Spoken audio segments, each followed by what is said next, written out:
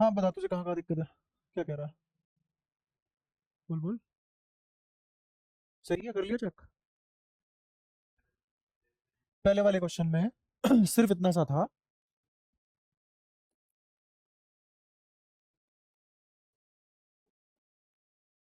ये change in potential energy हो गया, किसके बराबर होता है?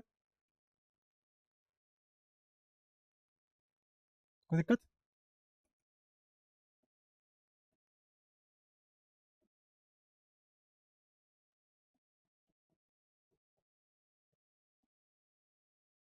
कोई दिक्कत? यहाँ पे चार्ज अगर अलग अलग होगा तो ऐसा।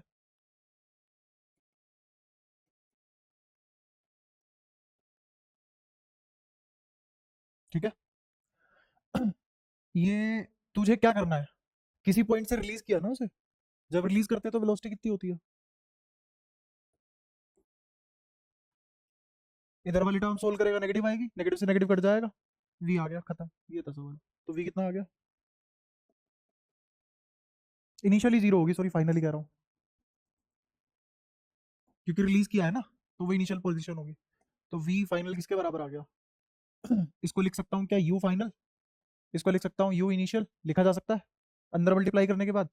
तो एम नीचे आ जाएगा, टू ऊपर चला जाएगा, और रूट आ जाएगा, रख दे वैल्यू। ये यू फाइनल यू इनिशियल नहीं निकाल सकता दो पोजीशन पे? और तूने क्या करा है, तूने ये करा है। तो एक्सेलेरेशन निकाल ले, वेलोसिटी आने के बाद टाइम से डिवाइड कर ले उसको।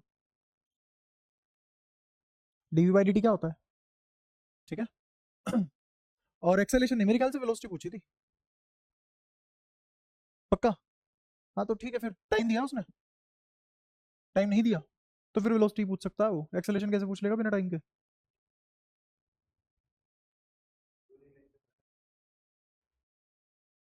देख सामने देख, एक और चीज जो तुम कर रहे हो वो क्या कर रहे हो, देख ध्यान से।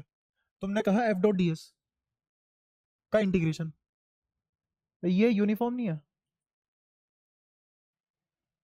जब यूनिफॉर्म है, क्या? हाँ हाँ ठीक है, तो निकाल लेना फिर उसके हिसाब से। एफ यूनिफॉर्म बेसिकली ऐसे हो जाता है, दोबारा सुन। ये जो इलेक्ट्रोस्टैटिक फोर्स है, ये कैसा फोर्स है? इतना तो समझ आता होगा। अच्छा, work done by conservative force is independent of path. ये भी बात सही है। तो तभी तो हम पोटेंशियल एनर्जी का कॉन्सेप्ट लेके आए।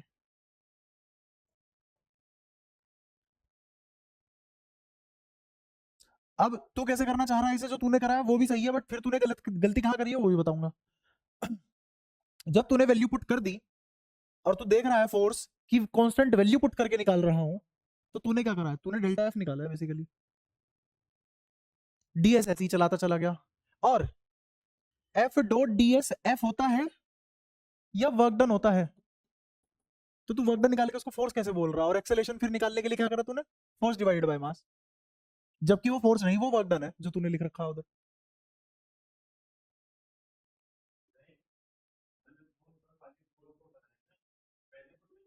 पहले क्वेश्चन में।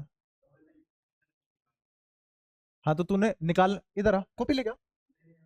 अरे आ तो सही। मैं गलती कैसे पता लगेगी वरना तेरे को, तुझे तो अभी भी लग रहा है कि मेरा सही है। देखो, बताता हूँ। ये तो फोर्स लिख रहा है ना, ठीक है। इसको अगर तू इंटीग्रेट करेगा, किसके रेस्पेक्ट में इंटीग्रेट करेगा, किस वेरिएबल के रेस्पेक्ट में इंटीग्रेट करेगा बोल? D R. तो लाला, जो तुमने फोर्स लिख दिया है, ये फोर्स ही तो लिखा है। डॉट डी आर करते ही ये फोर्स बचेगा या वर्क डन हो जाएगा? तो ये जो तू निकालने बैठा है, ये फोर्स है कि वर्क डन है? तो तेरी acceleration work done upon mass कैसे आ गई? आया समझ? अब पता लगेगी गलती।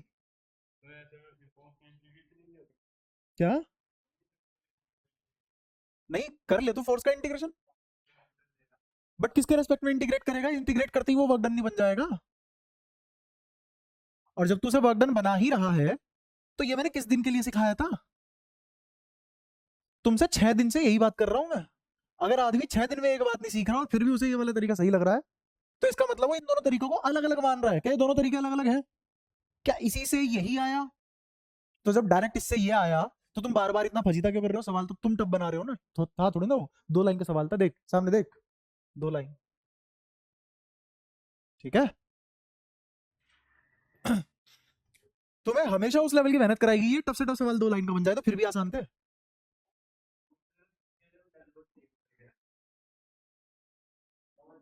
समझ गया ना? क्योंकि दूसरे में तूने F dot DS work done लिख रखा है, तो अब मेरी मजबूरी है उसको सही करना। और फिर डीएस तूने क्या लिख दिया? चेंज इन दूरी, जो कि पॉइंट आ रहा है, 0.38 माइनस 0.26। दिख रहा है उधर? पेपर तुम्हारा है, मेरे को एक एक स्टेप याद है तुम्हारा। कोई दे लेगा इतना ध्यान तुम पे?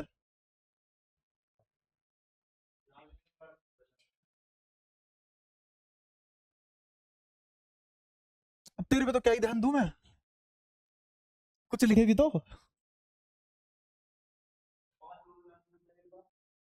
क्या है क्वेश्चन? क्या है पांचवा?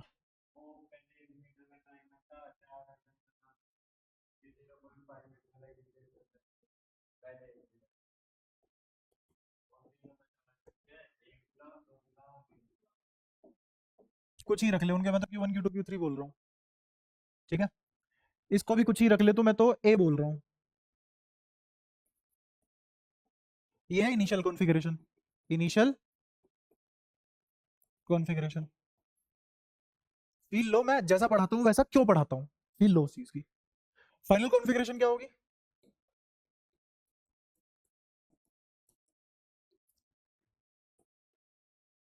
ये कितना?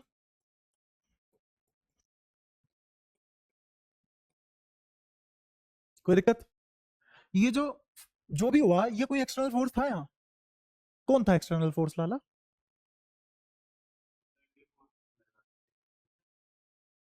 कैसा भी लगा रहे हो, बट यहाँ कौन सा फोर्स एक्टिव है? कंजर्वेटिव फोर्स एक्टिव है कि नहीं? अच्छा, तो ये work done by conservative force है। कंजर्वेटिव, और कंजर्वेटिव के थ्रू किया गया वर्क डन इनिशियल और फाइनल पोजीशन पे डिपेंड करता है, पाथ पे डिपेंड। तो मुझे इस पोजीशन की पोटेंशियल एनर्जी, इस पोजीशन की पोटेंशियल एनर्जी से मतलब है, और किसी चीज से मतलब ही नहीं है। आया समझ? क्या ये 3 पार्टिकल सिस्टम है? बता क्या लिखी जाएगी इसकी पोटेंशियल एनर्जी? 3 के नहीं लिखा जाएगा इस बार, चार्ज अलग अलग है। क्या लिखा जाएगा? के Q1 प्लस के। हाँ, तो क्या इसको ऐसे नहीं लिख सकता मैं? ध्यान से देख, के बाय ए, Q1 Q2 plus Q2 Q3 plus Q3 Q1। देख सही लिखा है क्या? आ रहा है तेरे को भी समझ? इधर आ जा। क्या ये नहीं लिखा जाएगा?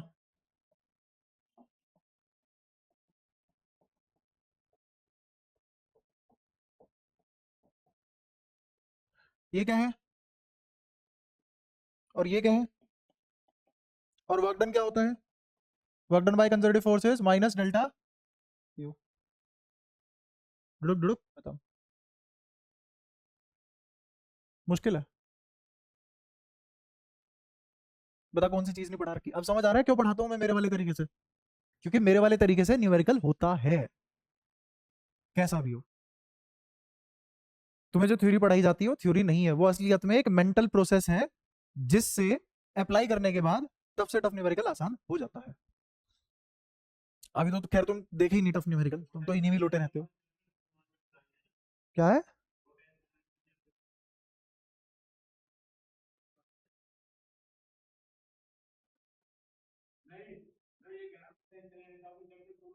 हाँ, पहले लेक्चर में। हाँ, फिर पोटेंशियल एनर्जी पढ़ाई है मैंने, क्योंकि सेकंड चैप्टर में है ही वो। हाँ,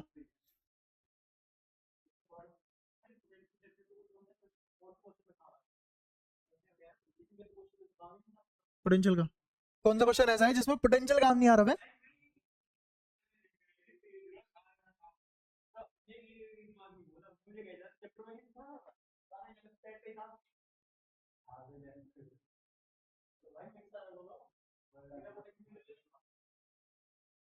अच्छा अब बता कौन सा क्वेश्चन मुश्किल है? कोई सा भी 2 लाइन से फालतू का कराया हो मैंने? कोई क्वेश्चन ऐसा नहीं है जो 2 लाइन से फालतू जा रहा हो। ये 2 लाइनों के क्वेश्चन में अटक रहे हो तुम।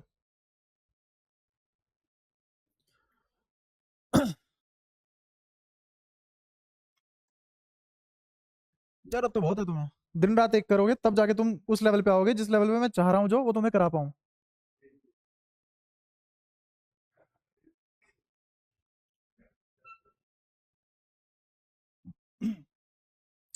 दिक्कत ये है ना यार, लोग सही बोल रहे हैं, यहाँ इस इलाके में ना तुम वो कंटेंट दे ही नहीं सकते जो दिया जाना चाहिए एडवांस लेवल के लिए।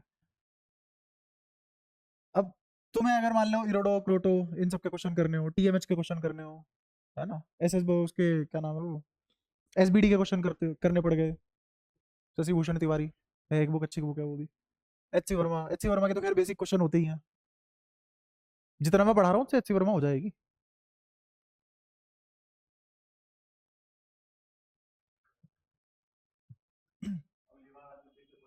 और कल क्यों नहीं आया? भाई मैं, मेरे ज्यादा काम है नहीं ना किसी के पास, मेरी तबीयत खराब है 3 दिन से है। कभी हो जाती है कभी नहीं, कभी टेम्परेचर राइज कभी डाउन, चल रहा है ये। तो मैं तब भी पढ़ा रहा हूँ, तब भी छुट्टी नहीं कर रहा। होगी अब शिफ्टिंग, या रहती है अभी भी? कर ले भाई फिर फटाफट एक बार शिफ्टिंग करके अपना निमट और पढ़ने बैठ 24-24 घंटा। तुम्हें तो छोड़ो 12 घंटे, तुम अगर अब मेरे से पूछो ना कि हमें कितने घंटे पढ़ने की जरूरत है, भाई 24 पढ़ लो। हाँ, तब जाके, नहीं 26 कैसे पढ़ लेगा? 24 तो पढ़ो। नहीं ये मेटाफर नहीं है।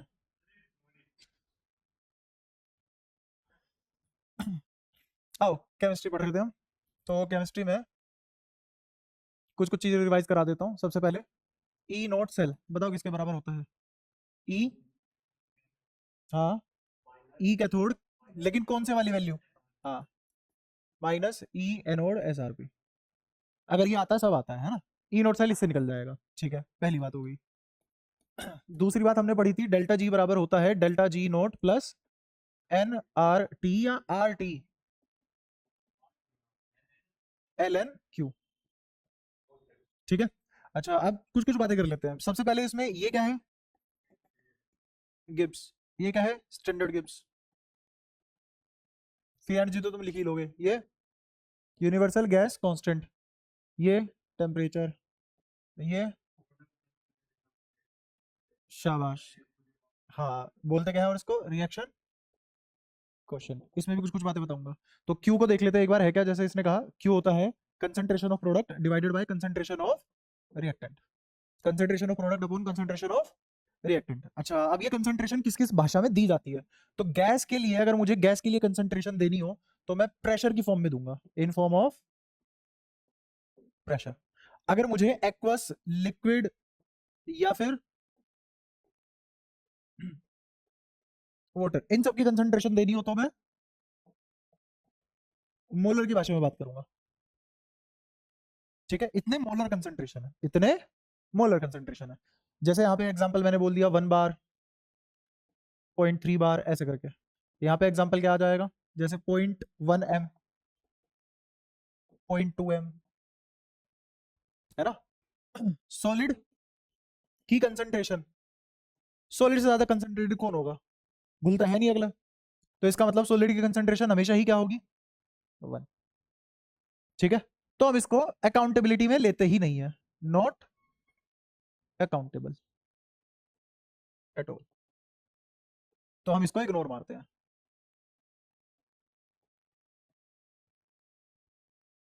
ठीक है, तो ये तीनों बातें क्लियर हैं, कोई दिक्कत इसमें? ठीक है। अच्छा अगर स्टोक्योमेट्री आ जाए, स्टोक्योमेट्री अगर आ गई, तो स्टोक्योमेट्री में जो भी कोफिशिएंट होता है वो पावर बन जाता है, कोफिशिएंट बिकम्स पावर। कोफिशिएंट क्या बन जाएगा? पावर बन जाएगा। तो क्या मुझे लिख लेना चाहिए power A power B? A and B क्या है? ए एंड बी क्या है? A and B are stoichio coefficient, stoichiometry के कोफिशिएंट है। और भी 1 भी हो सकता है, 2 भी हो सकता है, 3 भी हो सकता है, 4 भी हो सकता है, कुछ भी हो सकता है। कोई दिक्कत यहाँ पे? पक्का? ये जो मैंने तुम्हें समझ दी है ये न्यूमेरिकल में काम आएगी, और यहाँ से न्यूमेरिकल ही आता है। ठीक है, अब इस क्यू को अगर मैं एट इक्विलिब्रियम देखो, एट केमिकल इक्विलिब्रियम देखो, केमिकल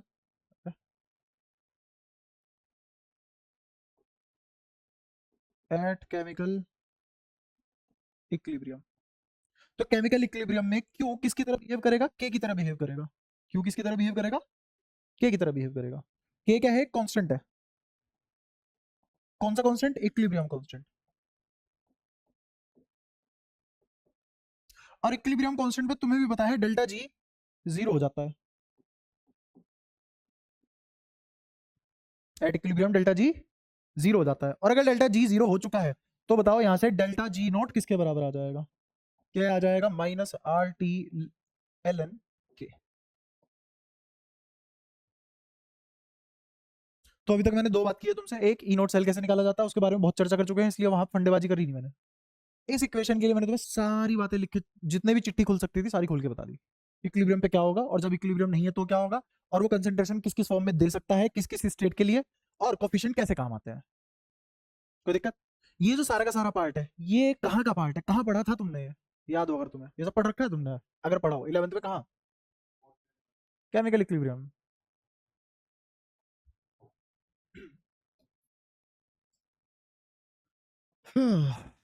ठीक है।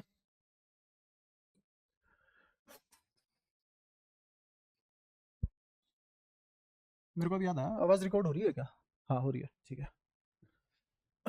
अच्छा तो तीसरी चीज देखते हैं। तीसरी चीज है, अगर स्टैंडर्ड सेल के लिए मैं लिखूं, स्टैंडर्ड सेल को गिब्स फ्री से रिलेट करूं, गिब्स फ्री भी नहीं बल्कि, या फिर पिछली क्लास में भी पढ़ाया था, इसको क्या लिख सकते हैं? N F delta G naught बराबर क्या होगा? Minus N F E naught cell, जिसमें डेल्टा जी नोट क्या है? Standard Gibbs free energy. E naught cell क्या है? स्टैंडर्ड सेल पोटेंशियल, है ना? ईएमएफ भी बोल सकते हैं, स्टैंडर्ड ईएमएफ, है ना? और एन क्या है? Number of electrons involve in the reaction और प्रोसेस, जो भी बोलना चाहो, ठीक है? Number of electrons involve in process या फिर रिएक्शन, इन प्रोसेस या फिर रिएक्शन। और एफ क्या है? 96,500 गुलाम चार्ज है बेसिकली, कांस्टेंट है एक, चार्जेस की वैल्यू यही लेते हैं। हाँ, कौन सा नाम क्या है इस कांस्टेंट का? फेराडे कांस्टेंट, फेराडे कांस्टेंट, ठीक है?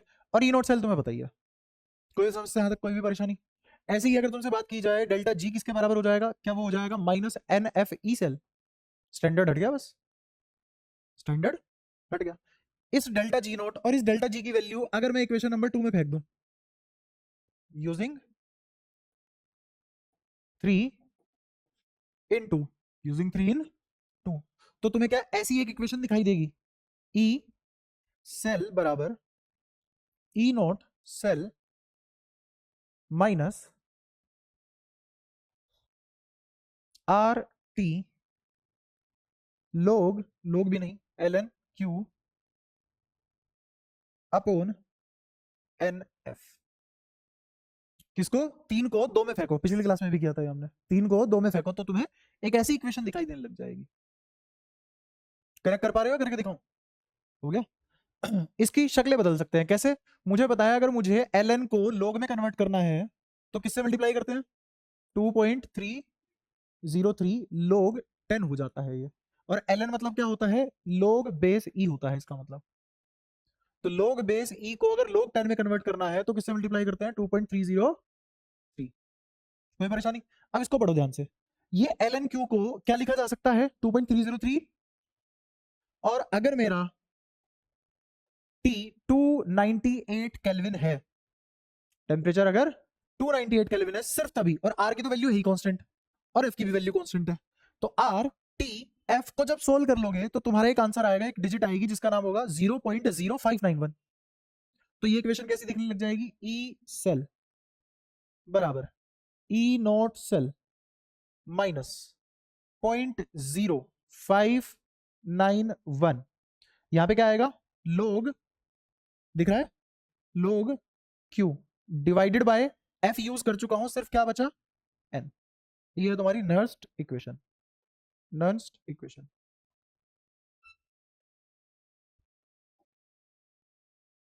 सारी बातें क्लियर है? तो जो मैंने पिछली क्लास में पढ़ाया था दोबारा से वही सब पढ़ा दिया और रिवाइज भी करा दिया।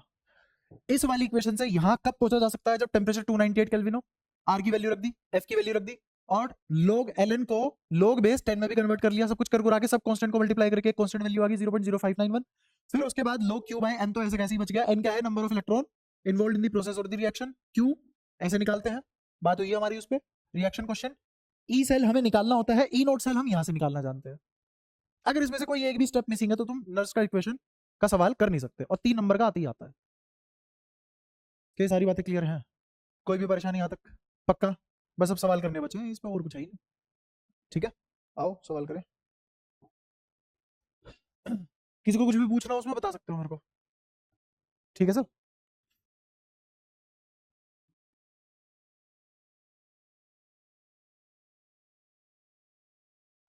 अच्छा, एक तुम्हें मैं थोड़ा बहुत लोग का और रटवा देता हूँ हिसाब, फिर उसके बाद सवाल करवाऊंगा। एक और चीज देख लो।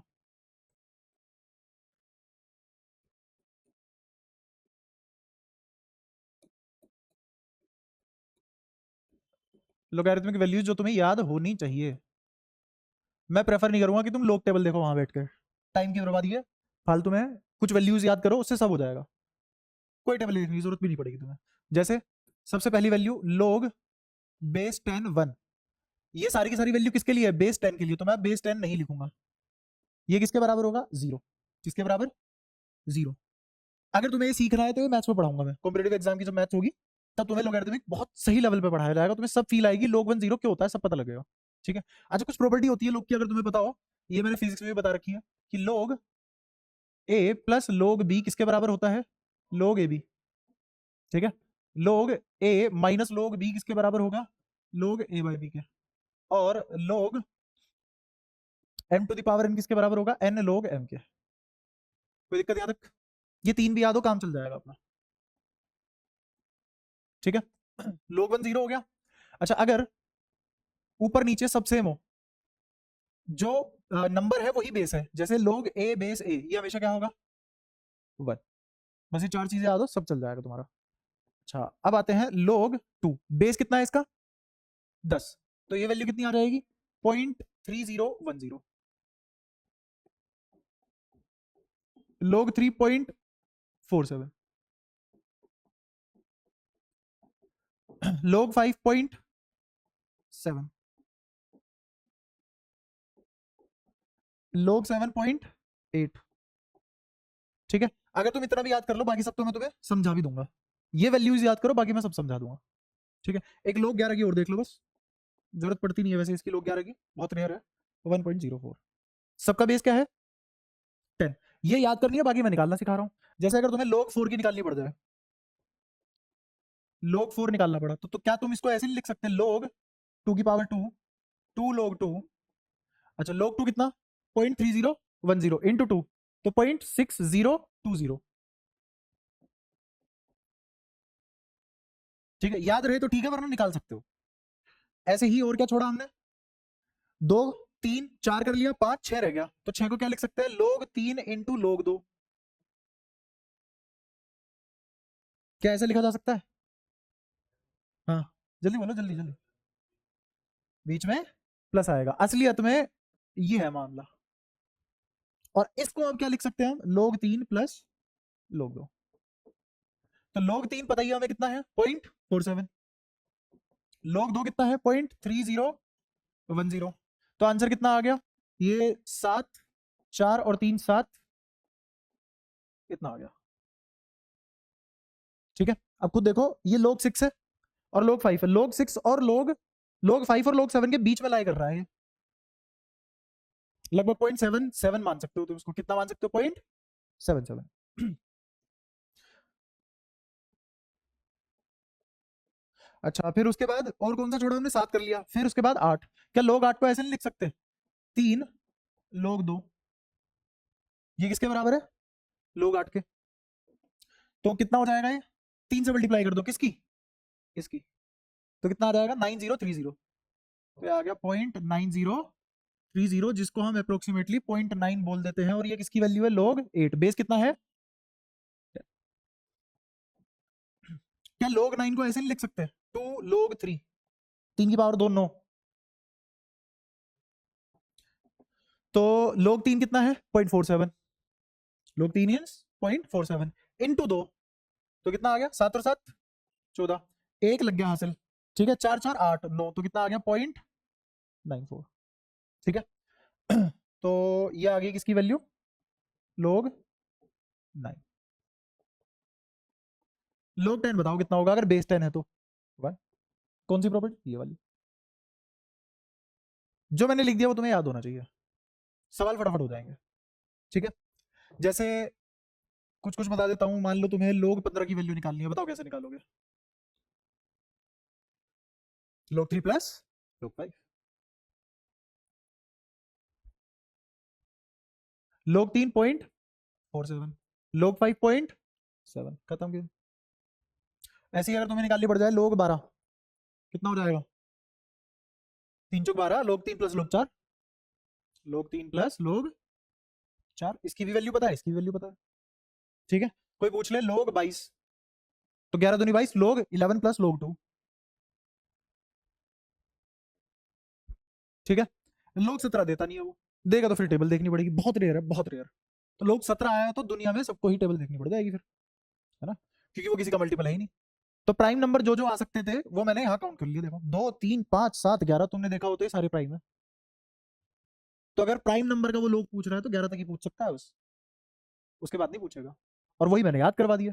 फिर तो बाकी सब प्राइम के मल्टीपल है, और जो प्राइम के मल्टीपल है they can always be broken down into these basis. क्या मैथ्स में मैंने पहली क्लास में पढ़ा दिया था, दुनिया का कोई भी नंबर प्राइम फैक्टराइजेशन में तोड़ा जा सकता है, और प्राइम फैक्टराइजेशन क्या होता है, प्राइम की पावर्स में, प्राइम की पावर्स में, ठीक है। जैसे 45, तो 9 पंजे 45, तो 3 की पावर 3 इंटू 5, हाँ 3 की पावर 2 इंटू 5, ठीक है। तो इसी में लोग लगा दोगे तो पावर आगे आ जाएगी और बीच में एडिशन आ जाएगा, खेल खत्म, तीनों की वैल्यू आ तुम्हें दोनों की। क्या अब तुम्हें समझ आया, मैंने वैल्यू इतनी सी बताई है, बट तुम कितने सारे लोग की वैल्यू इन्हीं से ही निकाल सकते हो, इससे आगे जितने भी प्राइम नंबर है उनकी छोड़ दो, बाकी दुनिया में हर नंबर का लोग निकाल सकते हो तुम, समझे। तो ये था लॉजिक इसके पीछे। लोग तैयार है तुम्हारा जितना चाहिए मेरे को, गुरांग समझ में आया सब, ठीक है। अब बस क्वेश्चन करते हैं।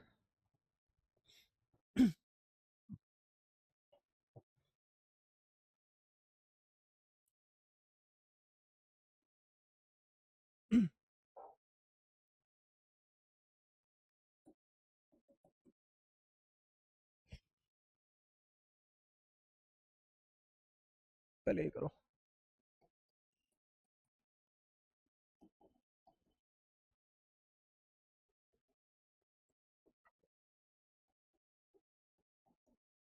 अच्छा एक और चीज बताओगे मेरे को, सेल कितने टाइप के होते हैं, हाँ कितने टाइप के होते हैं, कौन कौन से,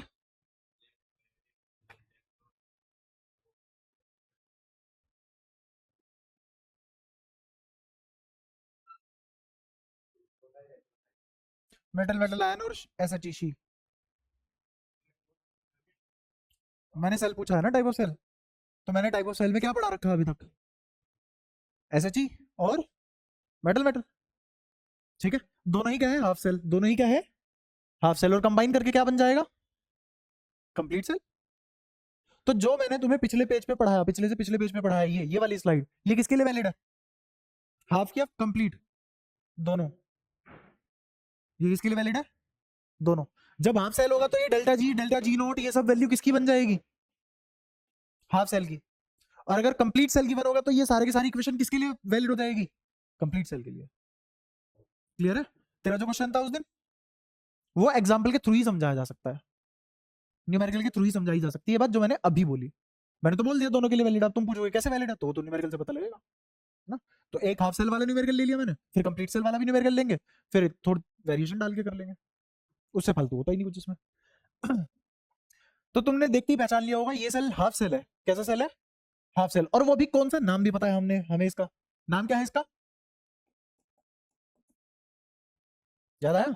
अब ये एनोड बन रहा है कि कैथोड बन रहा है वो बुद्धि तुम्हारी है, ये एनोड बनेगा कि कैथोड बनेगा वो बुद्धि,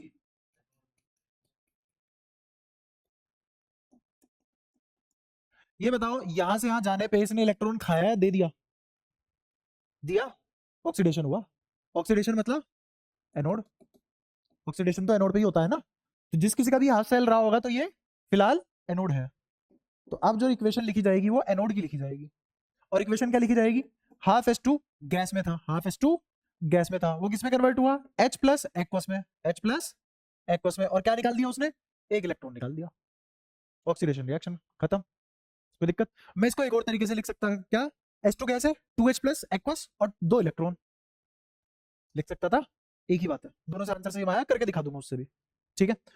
पहले अब देखो ध्यान से, क्या ये गैस नहीं है, H2 तो गैस है ना, तो गैस का कंसंट्रेशन किस फॉर्म में दिया जाता है, इसीलिए 1 बार लिखा है, तो ये 1 बार क्या है, कंसंट्रेशन, 1 बार क्या है, प्रेशर। अच्छा, और ये क्या है, H प्लस क्या है, एक्वस, तो एक्वस का प्रेशर किस फॉर्म में, प्रेशर कह रहा हूं, कंसंट्रेशन किस फॉर्म में दी जाती है, मोलर की फॉर्म में, तो उसने बोला भी है 0.1 मोलर। अब समझे मेरी बात, मैं क्या कह रहा था, क्लियर है? तो यहाँ इसकी कंसंट्रेशन कितनी है, 0.1 मोलर, इसकी कंसंट्रेशन कितनी है, 1 बार, समझ आया? अच्छा, अब लगे हाथ सबसे पहले, क्योंकि मेरे पास रिएक्शन है और यही कंप्लीट रिएक्शन है, क्योंकि सैली हाफ था, समझे?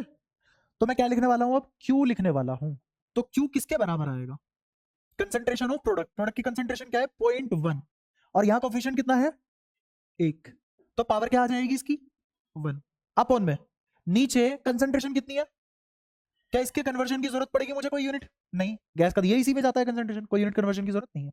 अच्छा, और पावर कितनी, हाफ, हो गया सब कुछ रिलेटेड जो पढ़ाया था, ठीक है। तो कितना आ गया इसका Q, 0.1 आ गया, Q हाथ में आ गया। ऐसे ही मेरे को E नोट सेल बताओ, पहली बात तो ये निकाल ली हमने, दूसरी बात क्या, E नोट सेल बताओ क्या होगा इसका, बताइए हमें, 0, इसी से तो कंपेयर करते हैं सबकी।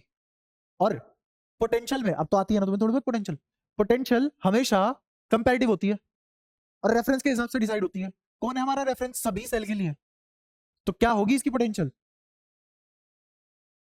हो गया रेट, ठीक है। तो ई नोट सेल भी आ गया, रही बात एन की, एन बताओ अब कितना है, कितने इलेक्ट्रॉन यूज में है, एक ही तो कंडक्टिविटी कर रहा है, आया समझ, तो एन कितना आ गया, ई नोट सेल 0, Q 1.1, अब सारी चीजें हैं हमारे पास, तो क्या निकालना है मुझे, ई सेल कौन बराबर, E naught cell minus 0.0591 log Q की वैल्यू 0.1 डिवाइडेड बाय एन कितना, 1, आ रहा है अभी समझ, कोई दिक्कत? तो ई नोट सेल कितना, 0, क्या लिख लो 0 माइनस ये 0.0591 डिवाइड बाय 1 है, कुछ नहीं होगा उसका, log 0.1 है, क्या इसको ऐसे लिख सकता हूं, log 1 की पावर -1, सॉरी 10 की पावर -1, कैसे पता मेरे को, ये पॉइंट हटाओगे नीचे 10 आएगा, तो क्या इसको 10 की पावर -1 लिख देंगे। अब ये लिखा हुआ है m की पावर n, क्या -1 आगे आ जाएगा, -1 आगे थी, माइनस माइनस प्लस, और log 10 1, तो कितना आया आंसर, प्लस का 0.50591 वोल्ट, कोई दिक्कत, आसान, महासान एकदम।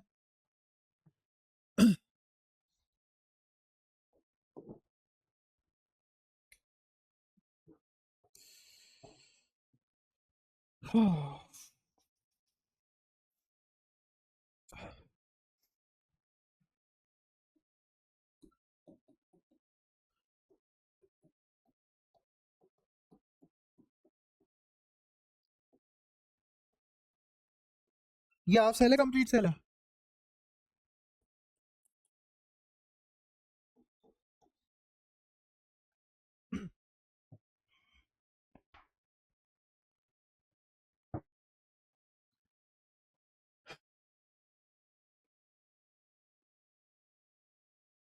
ई सेल निकालना है, बताओ कैसे निकालोगे, यही बताओ, बिल्कुल शाबाश।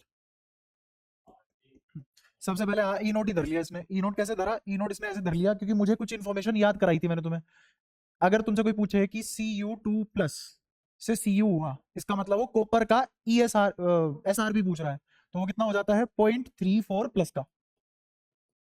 ऐसे ही अगर तुमसे कोई पूछ रहा है कि ESRP जिंक का, तो वो कितना हो जाता है 76 वोल्ट। दोनों ही SRP है। तो ई नोड सेल के लिए कैथोड का SRP माइनस एनोड का SRP, तो ये माइनस माइनस प्लस हो जाएगा, तो कितना आ जाएगा 1.10। पहला खेल खत्म। एक चीज हाथ में आ गई नॉन स्टिक इक्वेशन की, दूसरी चीज निकालते हैं। दूसरी चीज निकालने के लिए हमें इक्वेशन लिखनी पड़ेगी। तो इक्वेशन लिखते हैं, ध्यान से देखना अब इक्वेशन कैसे लिखेंगे। मेरे को बताओ Zn ऑक्सीडेशन में गया, ये इक्वेशन कहाँ की है एनोड की, तो लिखा जाएगा Zn 2 प्लस प्लस 2 इलेक्ट्रॉन। फिर कॉपर 2 प्लस ने 2 इलेक्ट्रॉन खाए और क्या बन गया Cu। क्या ये सॉलिड है? और क्या ये सॉलिड है? क्या ये एक्वस है? क्या ये भी एक्वस है? ये कैथोड पे है। अब एक और बात समझना, SO4 का क्या रोल है यहाँ पे, SO4 2 माइनस का क्या रोल है? न्यूट्रलिटी मेंटेन करता है। दूसरा विद द हेल्प ऑफ अगर अगर जेली सॉल्ट ब्रिज। दूसरा क्या काम है इसका? कोई काम नहीं है। क्या इसकी कंसेंट्रेशन बदलती है? क्या इसमें कोई आदान प्रदान होता है? SO4 ना कम होता ना बढ़ता, इग्नोर।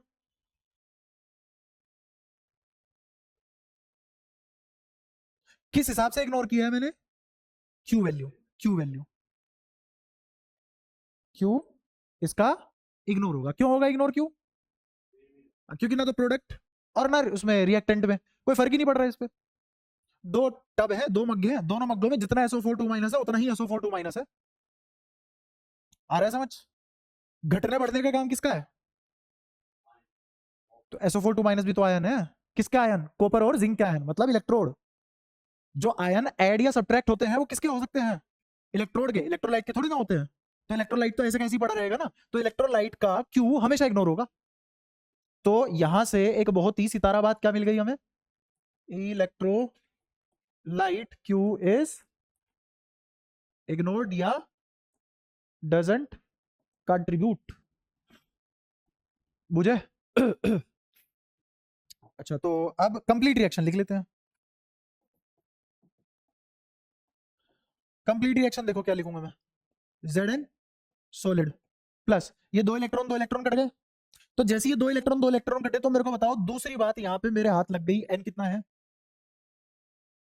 क्योंकि यही इलेक्ट्रॉन यूज में, यही प्रोसेस में है ना। फिर ZnS प्लस इधर क्या आएगा Cu2 प्लस, ये कैसा है एक्वस, गिव्स Zn2 प्लस, ये कैसा है एक्वस, और Cu कैसा है। अब कौन कौन इग्नोर होगा? ये सॉलिड का थोड़े ना कोई होता है कंसंट्रेशन, वो नहीं रहेगा ना। तो concentration ignored, concentration concentration ignored, कोई दिक्कत? सॉलिड के लेते ही नहीं। अब Cu2 प्लस की कितने गिवन है? एक्चुअल में जो 0.2 मोलर था, ये किसका गिवन था मुझे बताओ, कोई दिक्कत? ऐसे ही 0.1 किसका गिवन था, क्योंकि उसने मोलर में बोला है, तो किसका दिया है एक्वस का। सॉलिड है ही, खत्म, इग्नोर्ड है। तो अब मेरे को बताओ यहां पे प्रोडक्ट कौन है, ये रिएक्टेंट कौन है, तो क्यू क्या आ गया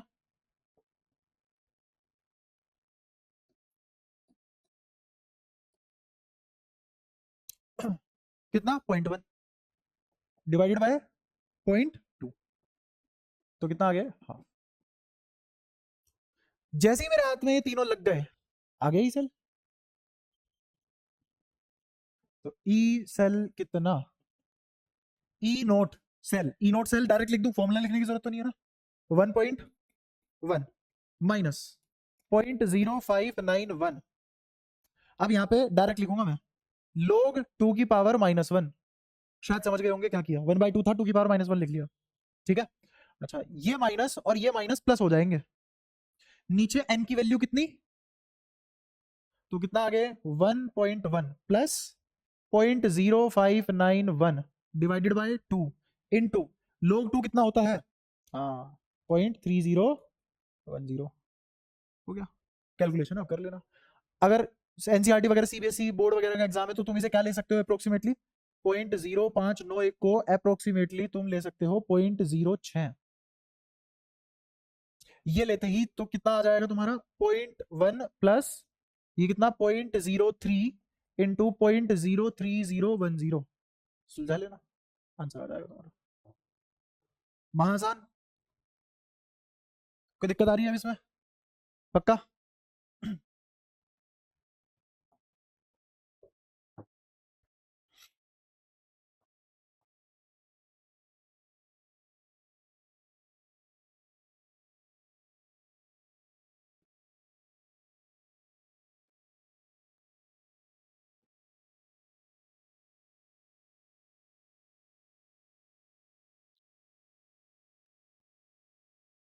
अगर उसने बोल दिया डेनियल सेल, तो क्या वो इक्वेशन लिखेगा या कोई रिप्रेजेंटेशन देगा सेल की? क्योंकि हमें पता होना चाहिए स्टैंडर्ड सेल है और इसमें हमेशा कौन काम करता है, जिंक और कॉपर, बस।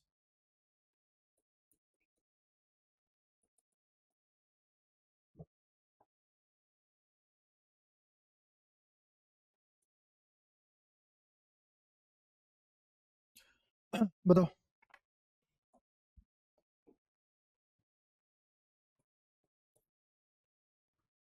गिब्स एनर्जी निकालनी है इसकी, स्टैंडर्ड गिब्स। हाँ बिल्कुल, स्टैंडर्ड गिब्स, बिल्कुल स्टैंडर्ड गिब्स किसके बराबर होगी? माइनस, कौन लगाएगा? तो बोलो ना, minus minus N F E naught cell, ठीक है। और क्योंकि ये डेनियल सेल है, तो ई नॉट सेल कितना होगा? 1.1।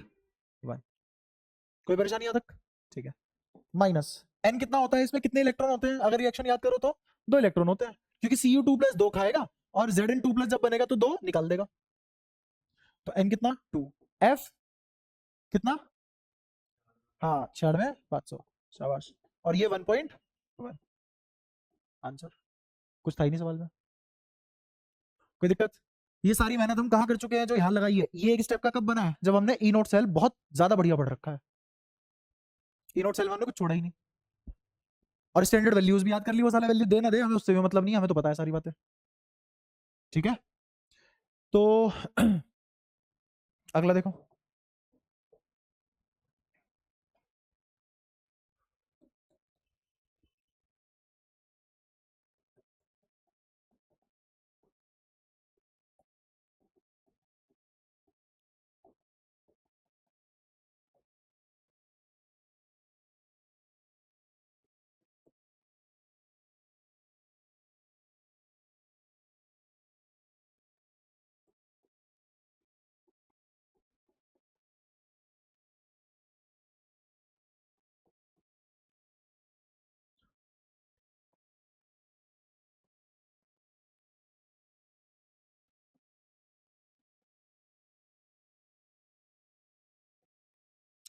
सवाल तो यार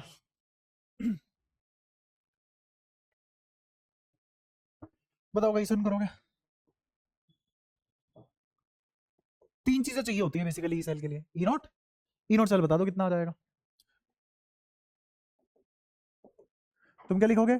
कैथोड का एसआरपी माइनस एनोड का एसआरपी। गुरान तू बताएगा इस बार सब, बता क्या लिखूं? कैथोड का एसआरपी क्या है? ये कैथोड है कि एनोड है? ये जी कैथोड है, ठीक है। तो ये एसआरपी है कि एसओपी है? एसआरपी। तो यहाँ क्या लिखूं कैथोड पे? अच्छा माइनस। एनोड ये है, इसकी क्या होगी एसआरपी? कैसे? क्या बात कर, हाँ तो बता। बिल्कुल। तो एसओपी हो या एसआरपी हो, कितनी होती है? 0। तो इसका मतलब उसने चुपके से क्या दे दिया था तुम्हें? ई नोट सेल। समझदार बच्चे को जरूरत ही नहीं है सबकी, सीधा पता है उसे, है ना? तो मेरे पास पहली चीज आ गई, ई नोट सेल कौन है? प्लस का पॉइंट 80, ई नोट सेल जेब में। दूसरी चीज मुझे अब क्या करनी है? एनोड पे रिएक्शन देखो। अच्छा मैं तुम्हें एक चीज नहीं कराई, मुझे हाँ ये दिखाना था कि अगर मैं इक्वेशन दूसरे फॉर्मेट में लिखता तो भी आंसर सेम आता। करके दिखाऊं? हम इसको क्या लिख सकते थे? इसको ऐसे भी तो लिख सकते थे ना,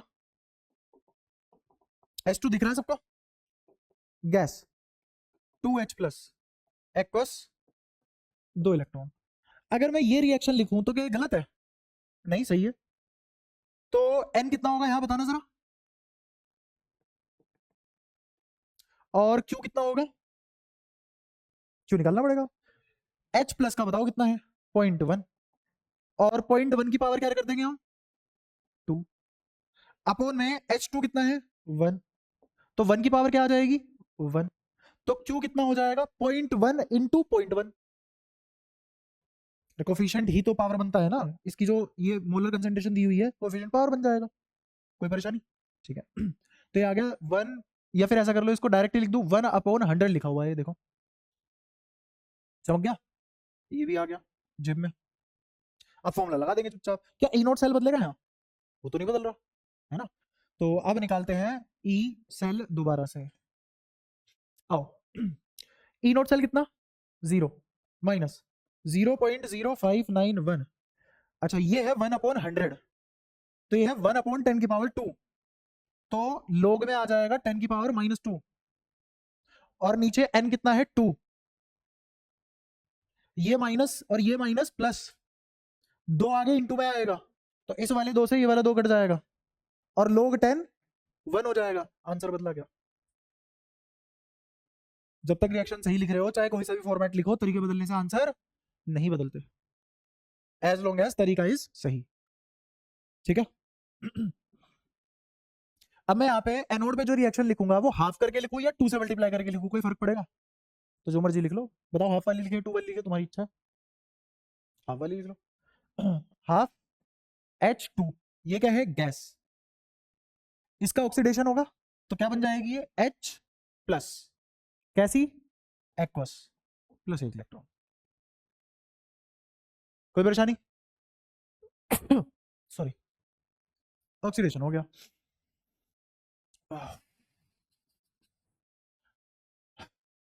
अब कैथोड की बात कर रहे हैं हम कैथोड की रिएक्शन कैसे लिखी जाएगी Ag ये खाएगा इलेक्ट्रॉन और स्टेट क्या होगी इसकी या फेज एक्वस प्लस इलेक्ट्रॉन खाएगा और क्या बन जाएगा सॉलिड न्यूट्रल ये सब सीख चुके हम बहुत आसान है तो हमारे लिए भाई आपका खेल अब हमको लिखनी है कंप्लीट रिएक्शन तो कंप्लीट रिएक्शन लिखने के लिए क्या करेंगे यहां जाएगा half H2 gas plus Ag plus aqueous सबसे पहले तो इलेक्ट्रॉन कितने इलेक्ट्रॉन कटे हैं एक या दो एक ही कटे हैं तो n कितना आ गया यहां से 1 तो पहली चीज हाथ लग गई अपने दूसरी चीज हम क्या निकालेंगे अब Q ई निकाल चुके ना हाँ तो ये 2 है दूसरी चीज हाथ में आ गई अच्छा फिर ये किस में चला जाएगा H प्लस एक्वस और यहाँ Ag सॉलिड ये और ये तो इग्नोर सॉरी ये इग्नोर सॉलिड एक ही था ये इग्नोर हो गया अब कंसंट्रेशन देखते हैं गैस है तो गैस का कितना हो गया 1 और Ag का कितना हो गया 0.1 और H प्लस का कितना हो गया 0.1 अच्छा Ag का 0.2 है Ag का 0.2 है ठीक है तो Q बताओ कितना आ जाएगा ये क्या है 1 की पावर हाफ 1 की पावर हाफ तो नीचे क्या लिखा जाएगा रिएक्टेंट तो रिएक्टेंट क्या आ जाएगा 0.2 इंटू 1 की पावर हाफ और ऊपर क्या लिखा जाएगा 0.1 आ गया क्यों तीन चीज थी तीनों चीज जेब में आ गई कितना लिखा जाएगा इसको 1/2 तीसरी चीज भी आ गई उठा के नर्स इक्वेशन पहले तो खत्म बात आ गई सर लोग क्या लिखा जाएगा लोग 2 की पावर -1 लोग 2 की पावर कैलकुलेशन बहुत ज्यादा टफ पड़ रही है तो 0.0591 को क्या ले लोगे 0.06 एन कितना है इधर 1 तो एन की वैल्यू 1 आ गई और ई सेल हम निकाल चुके हैं कितना है 0.80 हो जाएगा पेल दोगे इस डब्बे को श्योर ठीक है अब लगने लगा सब आसान तो तुम्हें मुद्दे की बात पता लग गई भाई तीन चीज निकालनी होती है एन क्यू और ई नोट सेल ये हाथ लगते ही सब हो जाता है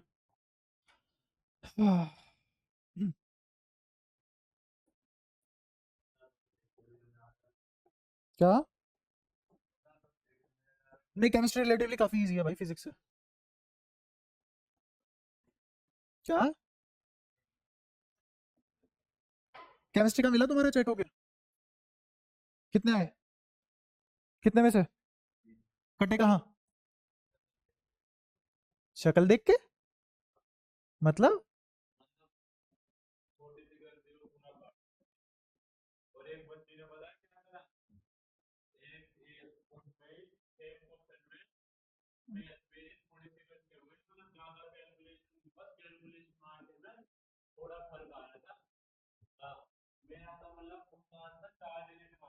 हम्म हाँ ठीक है।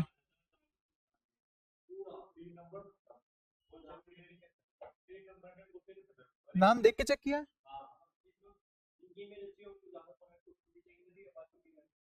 तो इससे हमारे ऊपर क्या फर्क पड़ेगा? हाँ हाँ। स्टेप मार्किंग नहीं करी क्या? तो उससे बोलते बहन जी ऑब्जेक्टिव ले लेते, या आंटी जो भी। हम्म हम्म हम्म।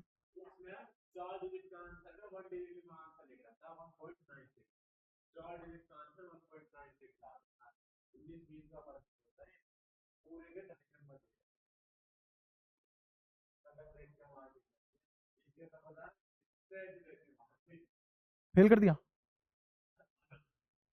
नहीं, तेरे को तो मैं भी फेल कर ही रहा हूँ। मैं और मेरी मार्किंग लीनियंट होती है। मैं सही नहीं करता मार्किंग एकदम। जहाँ गलती है वही काटा जाएगा तुम्हारा नंबर, बोर्ड में भी ऐसे ही होता है।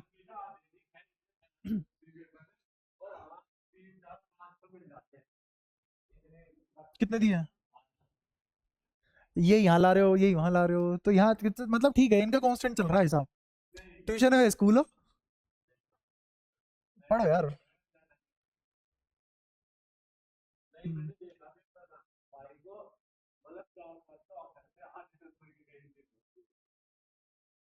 तो फिर क्या चाह क्या रहे हो, पूछा उनसे कभी?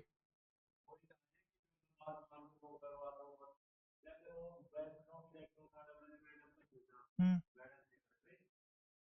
अच्छा, तो तू मेरे से पूछ रहा था? वो था नहीं बहुत आसान?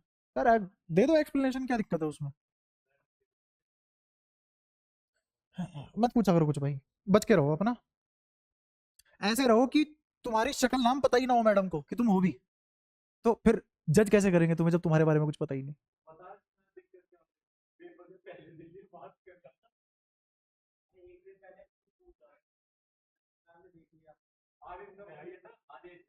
हाईएस्ट कितने हैं? किसके? किसके? अच्छा। पढ़ता कहाँ है? कहाँ पढ़ता है?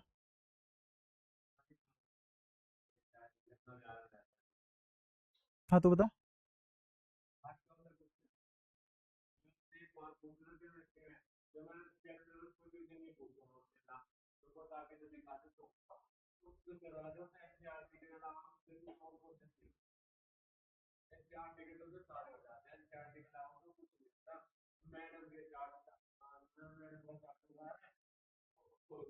तुझे वर्ड नहीं पता? कुछ नहीं आता? और क्या बोलते हैं उसको, चेला? चमचा? ये वर्ड है ना? जब बिल्कुल ही बड़ों से ही आता है सीधा।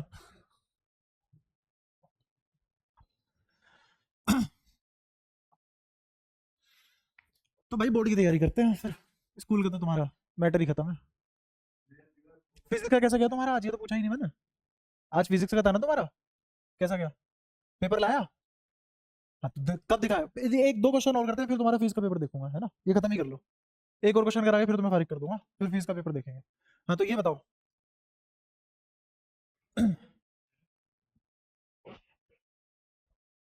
हाँ बता।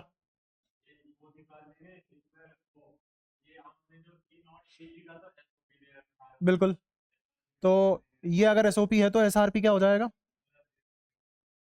एसआरपी प्लस का 0.80। तो इसमें से इसको घटाओगे तो 0.34 माइनस 80 इज 46 माइनस का। तो ई नोट सेल तुरंत पहली चीज मेरे हाथ में क्या लगी, -0.46 वोल्ट। खत्म। अब थोड़ा सा समझदारी के हिसाब से करेंगे तेजी में, है ना? अब एन इमेजिन करो, मैं नहीं लिख रहा, बाद में जाए इक्वेशन तुम लिखोगे पर। हाँ, क्योंकि नंबर उसी के मिलेंगे। तो यहां से मुझे पता है कि एजी तो एक देगा, कॉपर दो, पर ऊपर वाले को दो से मल्टीप्लाई करना पड़ेगा। सही बात है। तो एन आ गया दो, क्योंकि दो इलेक्ट्रॉन कटेंगे। ठीक है। अब आते हैं, ऊपर वाली तो दो से मल्टीप्लाइड है ना? अगर ऊपर वाली दो से मल्टीप्लाइड है तो ये बताओ, ये राइट हैंड साइड लिखा जाएगा left hand side? Reaction imagine करो, लिख नहीं रहा मैं। राइट हैंड साइड क्या लिखा जाएगा? एजी प्लस प्लस ई, ऑक्सीडेशन हुआ है इसका, है ना? क्लियर है? तो ये कहाँ आया प्रोडक्ट में, कहाँ आया? और तुम दो से मल्टीप्लाई कर चुके हो इसको, क्योंकि दो इलेक्ट्रॉन दिए। तो इसका क्या हो जाएगा 0.2 की पावर 2। मैं तुम्हें दिखाना चाह रहा हूं कि बड़ा बच्चा या समझदार बच्चा 12वीं का बच्चे का बुद्धि कैसे काम करनी चाहिए। तो ऊपर क्या लिखा गया 0.2 की पावर, गुरांग समझ आ रहा है डायरेक्ट कैसे लिख दिया, इमेजिनेशन में चल रहा है सब, ठीक है। फिर ये कहाँ है प्रोडक्ट में या रिएक्टेंट में, रिएक्टेंट में है और इसकी 2 से मल्टीप्लाई नहीं हुई है और ये Cu2+ है, इसने 2 इलेक्ट्रॉन खाए हैं, तो इसकी पावर क्या आएगी 1। तो नीचे क्या आ जाएगा 0.1 की पावर, खेल खत्म। बाकी तो सॉलिड है, ऐसे 4 पे कोई फर्क पड़ता नहीं है। क्या क्यों आ गया तुरंत ही? असलियत में जितने भी मैंने तुम्हें भर भर के पूरा पेज पूरी स्लाइड भर भर के क्वेश्चन कराया, इतना सारा लिखा है, एक्चुअल में 3 लाइन का माल था। अब ये 3 लाइन में कब कर पा रहे हैं हम? थोड़ी प्रैक्टिस के बाद, थोड़ी सी प्रैक्टिस के बाद। इसलिए केमिस्ट्री बहुत आसान है। साला 2-3 न्यूमेरिकल हुए नहीं, इमेजिनेशन में होने लग जाता है काम, है ना। वही फिजिक्स में 3 लेक्चर लगते हैं तुम्हें, इसीलिए बोला जाता है साइंस में केमिस्ट्री एक बहुत स्कोरिंग सब्जेक्ट है। थोड़ा सा भी अगर सही से कर लो। अच्छा, तो अब ई नॉट सेल तो बताइए हमें, ई सेल निकालना है। बताओ क्या आ जाएगा, -0.46 माइनस 0.0591 इंटू में लोग, यहां बताओ क्या 1 पॉइंट से 1 पॉइंट उठ गया 0.4, 4/10। तो 4/10 को क्या ऐसे नहीं लिख सकते, log 4 माइनस log 10, और n कितना, और इस पूरी वैल्यू को क्या लिख सकते हैं, समझ आया? अच्छा, log 4 कितना 0.6, बस जब इसको अप्रोक्सीमेट कर लिया इसको भी कर ही लो। आगे क्या आएगा वैसे 030 या 020, 020 कैसे 3010 होता है, 2 से मल्टीप्लाई करो उसकी, हाँ 30 नहीं 20, ठीक है। अच्छा log 10 कितना 1, तो 0.6 माइनस 1 कितना आया, माइनस का 0.4। अच्छा, ये वाला माइनस और ये वाला माइनस प्लस, इससे ये कटा तो 0.03, तो कितना आ गया 0.46 माइनस का, और ये प्लस हो चुके हैं तो प्लस 0.03 इंटू 0.4 हो जाएगा। फेल हो गया वाला डब्बा, कोई दिक्कत? एक आखिरी सवाल तुम करो, पूरा तुम करना है ये वाला, और ऐसे ही करना जैसे मैंने ये करा है, लेकिन पेपर में ऐसे नहीं करोगे। पेपर में कैसे करोगे, अगर ये सवाल आता है पेपर में कैसे करोगे, ऐसे पूरा लिख के करोगे, रिएक्शन लिखोगे, सारी बातें बताओगे उसे, तभी तो 3 नंबर मिलेंगे।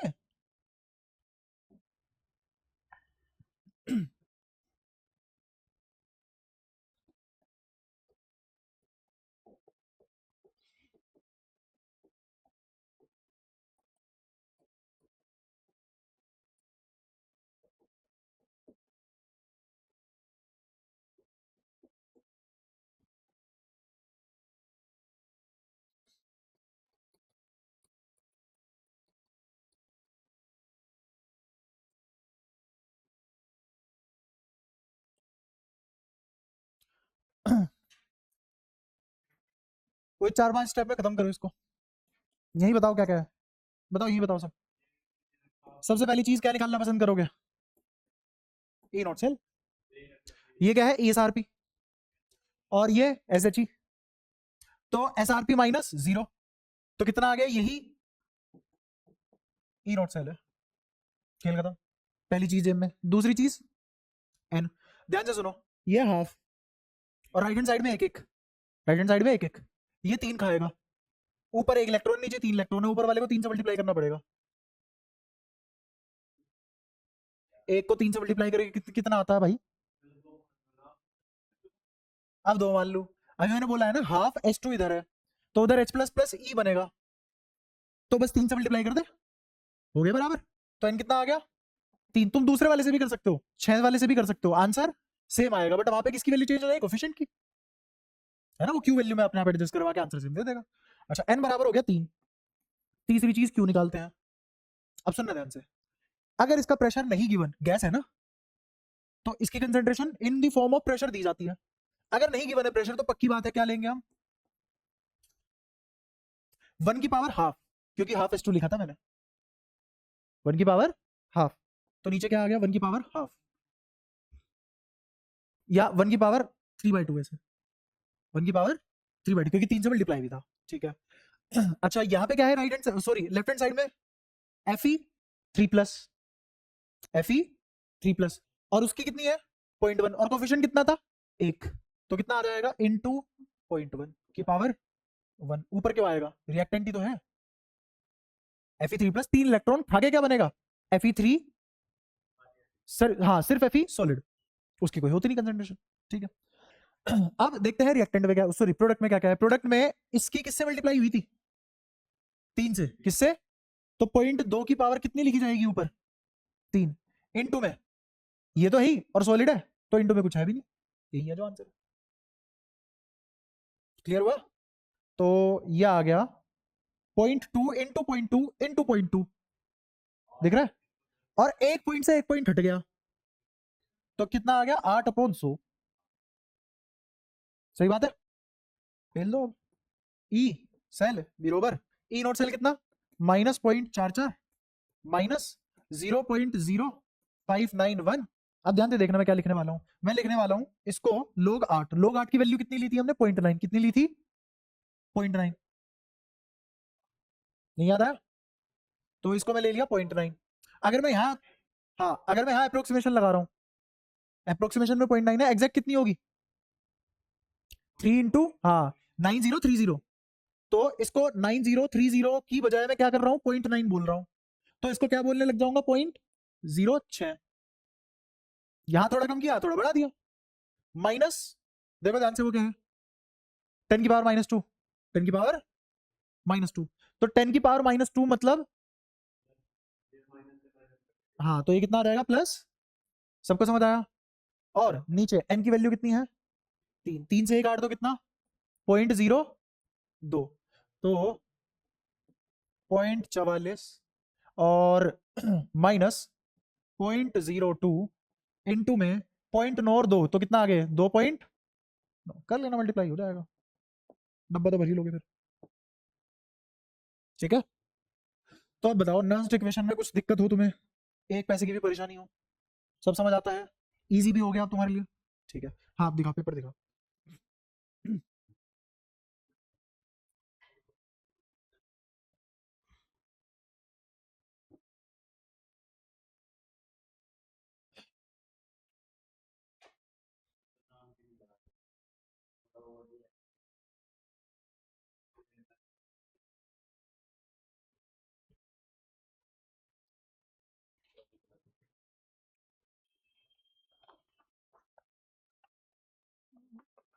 कैपेसिटर वाले तो तुम्हें छोड़ना था, मैंने पहले ही बोला था कैपेसिटर वाला मत करना।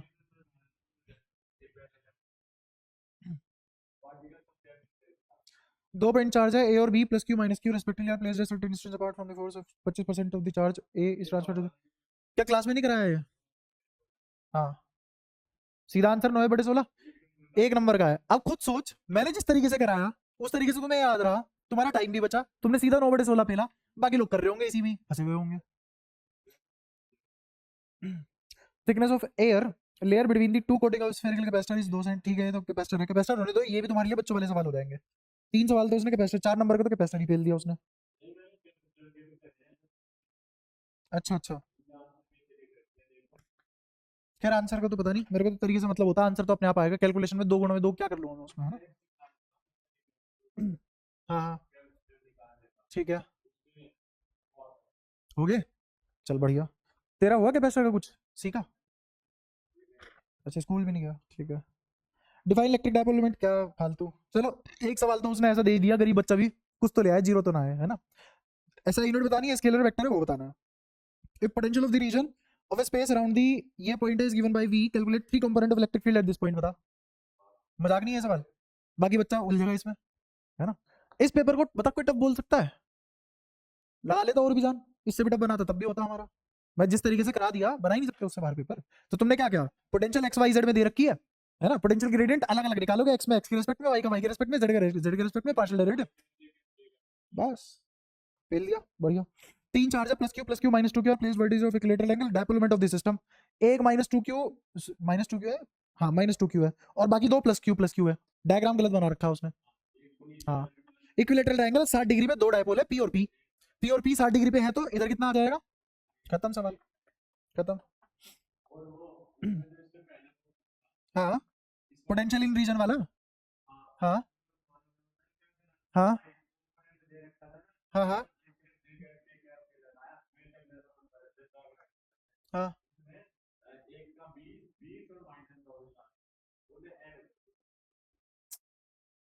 इलेक्ट्रिक फील्ड है ना यार, उसमें तो आई जे के आएगा, कैसे ऐड हो जाएंगे वो? अरे यार, बता करा नहीं रखा, इससे कितने बढ़िया बढ़िया सवाल नहीं कर रखे हमने। हाँ बस आखिरी में आके गलत कर दिया ना। ठीक है, combination of capacitor is setup, मतलब ज्यादातर उसने कैपेसिटर ही दिया है, एक बार होन दो कैपेसिटर, क्योंकि ये सब जो कैपेसिटर के क्वेश्चन है देने लायक है भी नहीं। मैं जिस कैपेसिटर लेवल पे बात करूंगा वो होगा कैपेसिटर रेजिस्टिव सर्किट और कैपेसिटिव सर्किट, आरसी सर्किट की बात करूंगा मैं वहां पे हम इक्वेशन लिखेंगे चार्जिंग और डिस्चार्जिंग की, इस लेवल पे बात करेंगे हम। फिर तुम्हारा एक होता है रिजल्टेंट कैपेसिटेंस, इक्विवेलेंट कैपेसिटेंस भी बोलते हैं उसको, उसकी भी बात करेंगे बहुत सही लेवल पे, इसीलिए पहले मैं करंट इलेक्ट्रिसिटी पढ़ाऊंगा, ताकि कैपेसिटर अगर व्हीट स्टोन बिज के कॉम्बिनेशन में भी आए तुम पेल लाओ। Electron revolves around the infinity wire has uniform linear charge density in a circular path and the influence electrostatic force field as shown. What will be the velocity of the electron? हाँ बता। हाँ बिल्कुल हो जाएगा, क्या दिक्कत है? Electron revolves infinite cylinder है। अच्छा, यहाँ पे सेंट्रीपिटल फोर्स कौन बनेगा? इलेक्ट्रोस्टैटिक फोर्स, और सिलेंडर की वजह से इलेक्ट्रोस्टैटिक फोर्स क्या आएगा? 2k lambda by R into Q, 2k lambda by R into Q, और क्यू के नाम पे क्या है? इलेक्ट्रॉन। हाँ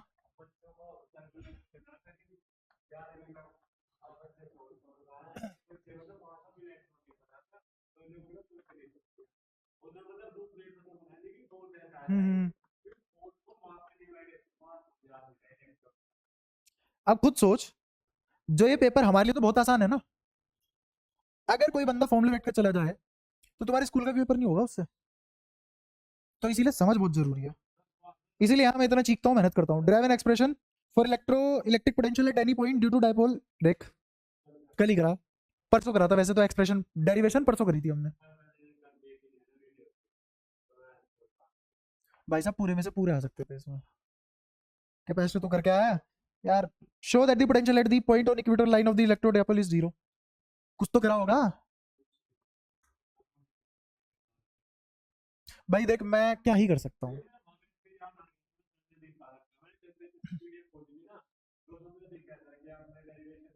हाँ, छोटी सी करवाई थी। कहाँ लंबी करवाई थी? लंबी तो तू अपने स्कूल वाली देखियो, मैंने तो 4 स्टेप में करवाई थी।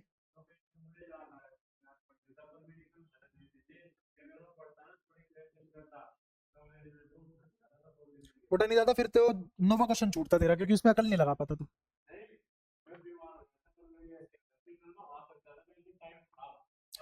यार अगर तू बस यही है कि अगर तेरी शिफ्टिंग ना होती ना, तेरा 10वां होता और तेरा हाईएस्ट आ जाता है। Thickness of air layer between the two coating in the spherical capacitor. The capacitor has same capacitor as sphere 1.2 meter. Find the radius of its surface. ये spherical capacitor है, concentric shell वाला, बच्चों वाला एकदम, जो भी है पर ठीक है। बाकी अब तुम देखो, मैंने जो पढ़ा रखा है उससे क्या नहीं आया, कैपेसिटर तो हमने पढ़ा ही नहीं, वो हटा दे कैपेसिटर। बाकी बता, मैंने जो करा रखा है उससे बाहर गया क्या? ले लो चैलेंज। ठीक है, कैसे? नहीं, किसने कहा?